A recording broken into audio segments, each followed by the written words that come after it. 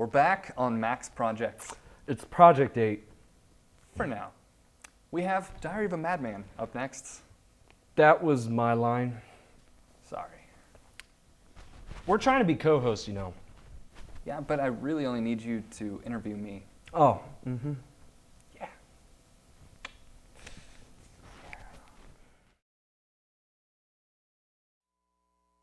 The moon is so bright tonight. I haven't seen it in months, years. I felt unusually optimistic. I began to realize that during the past 22 years, I've been in the dark, but now I must be extremely careful. There's no moon tonight. This worries me. I went outside today for the first time in so long. They stood there, gawking at me, afraid of me, in awe of me. Talking about me in hushed tones, they made every hair on my body stand on end. Some sneered at me. I know their plan is complete. This makes my stomach turn. I had to keep moving past them, so they would see that I'm not afraid of them. I came upon the children. They knew. That same fear in their eyes, set in ghastly white faces. They too talked about me. What would make them fear me just like the others? I can't help myself. I must know. Tell me! They ran off, probably to tell the others about me. The adults must know about me, but the children would not know. Why then do they too stare at me with fear in their eyes, as if they want to murder me? I know. Their parents have told them. I can't sleep anymore. It all makes perfect sense if you consider it correctly. Several days ago, a man came to speak with my brother. They could not see me listening to them. He told my brother about a bad individual who had been beaten to death. Some people took his heart, his liver, cooked them and ate them in order to increase their courage. When I interrupted them, they both stared at me. It was only now that I realized they looked at me the same way the others did. It makes me sick at just the thought. They eat human beings, so they may eat me. They don't know it, but they have given themselves away. I realize all the poison in their speech, all the daggers in their laughter. Their teeth are covered in blood. They are all man-eaters. All of it requires careful consideration in order to understand it. It is my understanding that in ancient times, it was common for people to eat one another. However, my memory comes and goes these days. Every book I opened had the words, "Eat people," scribbled on each page. I no longer sleep. I read instead.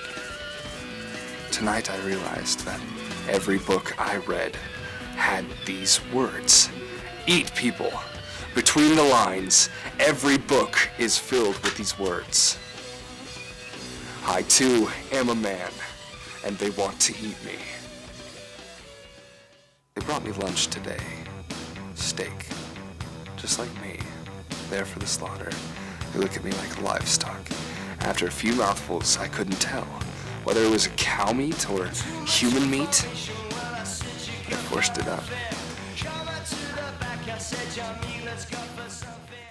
The man from the other day came to see me today. My brother said he was a doctor. The man had murder in his eyes.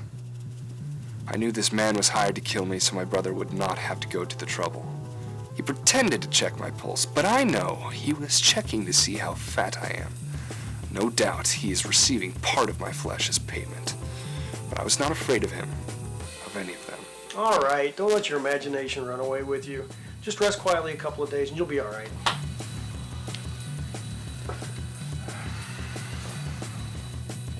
Rest, so I can grow fat and tender. How can I rest, knowing what they plan to do to me? How can it be all right? I could not help but to fall on the floor, roaring with laughter. I knew that through my laughter, they would see my courage. The color ran out of their faces. They were in awe of my courage. They were afraid of me. They see my bravery, and that makes me even more appetizing to them. They want to eat me and gain my courage.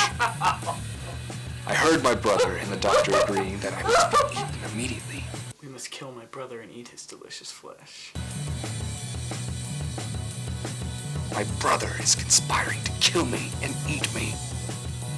My brother is an eater of human flesh. I know them, and what they're thinking. I know that they don't want to kill anyone. They fear what might happen if they do. No, instead, they have set traps for me to force me to kill myself. I know this because of the way they act, especially my brother. He is the main conspirator in my death. Someone came into my room today. He was my age. He stood in shadow. I could only see his white teeth glaring at me from behind his smile. It seemed fake. I asked him, "Is it right to eat human beings?" When no one is starving, how can they eat human beings? I realized he was one of them. I asked him the question again so he would know I wasn't afraid. "Is it right?" Why would you ask that? You're very funny. Isn't it a nice day? Yes, it is. And the sun is very bright. But I wanted to ask you, is it right? No. Then why do they do it?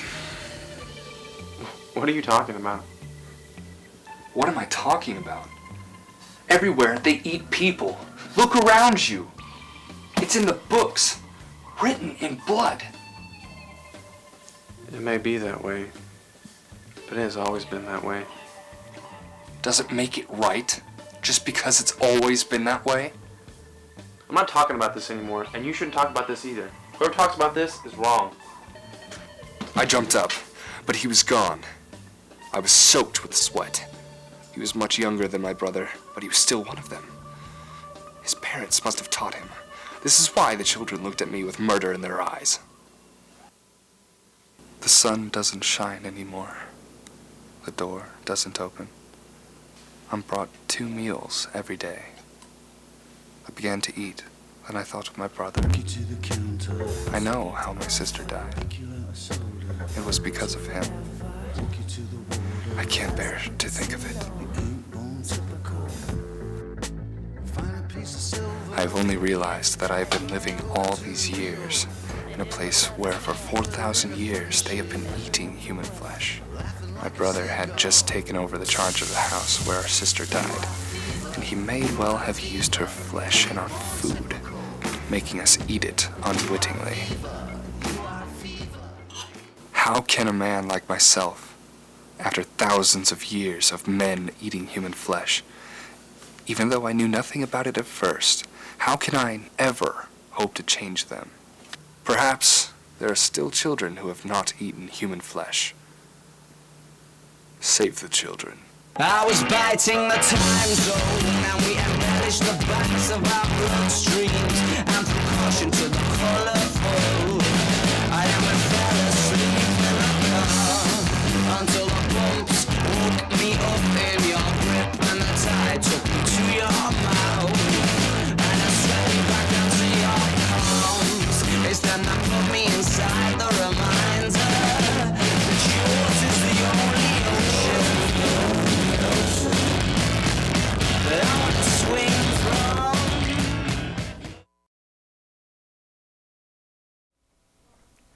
You just finished watching Diary of a Madman by Clayton Scott, starring Mac McClure. Here with us now, for the last time, is Mac McClure. Actually, I'm going to be a permanent co-host on Mac's project. It's Project 8. It's been that way, and that's how it will be. You know what? We're going to figure out who hosts Project 8 right here, right now. But first, a break.